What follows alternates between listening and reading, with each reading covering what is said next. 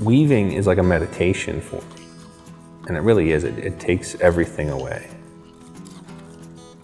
Because basket weaving, in essence, it's up, down, over, and under. I mean, it's a really basic. So to innovate or to do something different it's hard. And so for me to get where I've gotten at all is almost miraculous, I think, because I'm just weaving a basket, you know? I weave a form of basketry that is local to the northeastern part of the country. I'm Passamaquoddy. My grandfather was a fisherman and a basket maker, and he raised way too many kids for one person. And so a lot of times, you know, they foraged foods, they wove for pennies, and the kids had to weave. They were forced to weave because it's something that everyone can do, and if you have a big family, well, everyone's gonna do it so you can produce more work, because you were getting nothing for the pieces. They were the old Tupperware, so like factories, like fish scale factories would order, you know, 500 of them for nothing. I learned weaving from my mother when I was in my early 20s.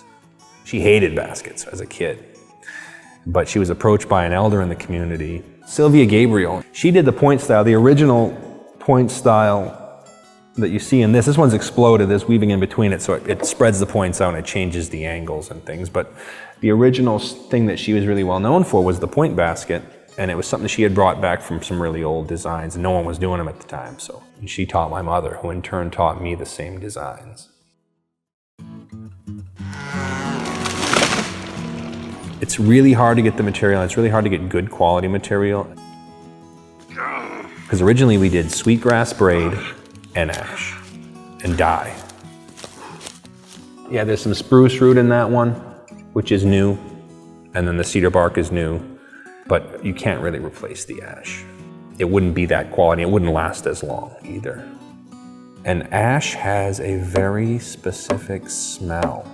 When I process a log down and I pound it out, different parts, like the outer white rings, the sapwood smells like, kind of like watermelon. But as you get in deeper, it starts to smell more like molasses. What I do is I sketch out the basket completely, sketch it out. There's 3 different baskets in this basket, from the fine weave to the braided to the point basket. So, you know, it's kind of neat to have that.